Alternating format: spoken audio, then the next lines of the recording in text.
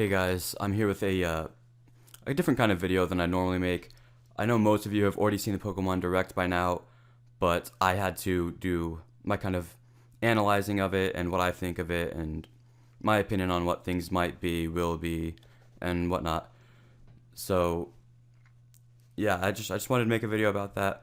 I was trying to originally create my reaction to it, but something went wrong with the video, so this is what I'm going to do now. So I hope you guys enjoy, and let's get started. Alright, so to start, I really like how they did their opening sequence here. It was the same sequence from the original Red and Blue versions, how they had the fighting scene at the beginning, and it was also the same opening sequence of the first ever Pokemon episode.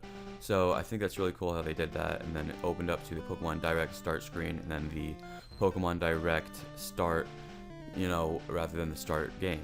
I think that was really interesting. Without further ado, we're going to get into the analyzing of this video. There were a lot of clips thrown together in a 5-second interval towards the middle of the video that a lot of people are losing their minds over. This one I'm really excited about, the PC. It looks incredible, amazing.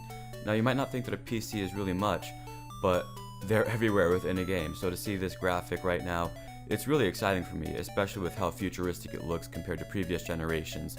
Even the ones in Generation 6, it looks incredible compared to them. So I'm really excited about that. Another thing I'm really excited about are all the cars that are in this game.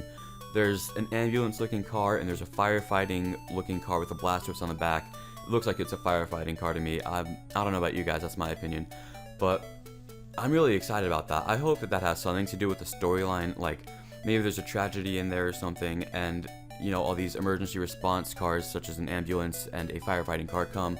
I feel like that would be really cool because Pokemon have been more so leaning towards the industrialized side of things. They've had roads and bigger, better buildings, whereas the original games were kind of like old school, more based on nature type thing.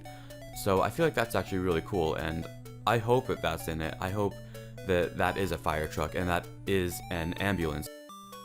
There are a lot of other cool clips thrown in there in rapid succession, such as the city with a horsey fountain, but I want to get into the one thing that has got every person's head turning, which is the Pokemon, the bird Pokemon that is speculated to be a new Pokemon. I want to give my intake on that.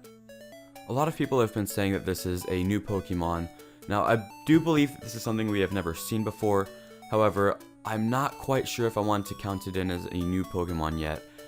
I believe personally that this is going to be a Mega Evolution of Swanna, because we haven't really seen many 5th generation Mega Evolutions, and this looks like it could be Swanna. It's got a water drop looking thing on its head, and Swanna is water and flying type, so I believe that that might be a possibility. Regardless of if it's a new Pokemon or not, I'm still excited for the games announced. Yet for some reason, the one thing that got the biggest reaction out of me was the ability to transfer Pokemon that you catch in the downloaded games, Pokemon Red, Blue, and Yellow, over to the Pokemon Bank, and then onto Pokemon Sun and Pokemon Moon versions. Dude. What? What? The last thing I want to go over is whether Pokemon Sun and Pokemon Moon will be a Generation 6 or a Generation 7 game. I believe that they will be a Generation 7 game, and there are a few reasons for this. The first of which being that people already expected a Pokemon Z version, or some sort of 6th generation remake, but lately Pokemon has been more surprising and less predictable. The second reason is that the timing is right. There was a 4-year gap between the 4th and 5th generation games, and a 3-year gap between the 5th and 6th generation games. And once Pokemon Sun and Moon come out, it will be a full 3 years since the 6th generation games have come out. The last reason is that in the Pokemon Direct, they said that you can transfer Pokemon from Red, Blue, and Yellow downloaded games to Pokemon Sun and Moon, rather than saying that you could transfer them to Generation 6.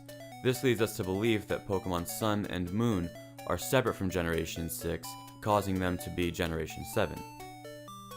This was my first time making this type of video, so let me know what you guys thought, whether you liked or disliked it, and go ahead and give me some feedback on how to do better next time so that I can produce better content for you guys.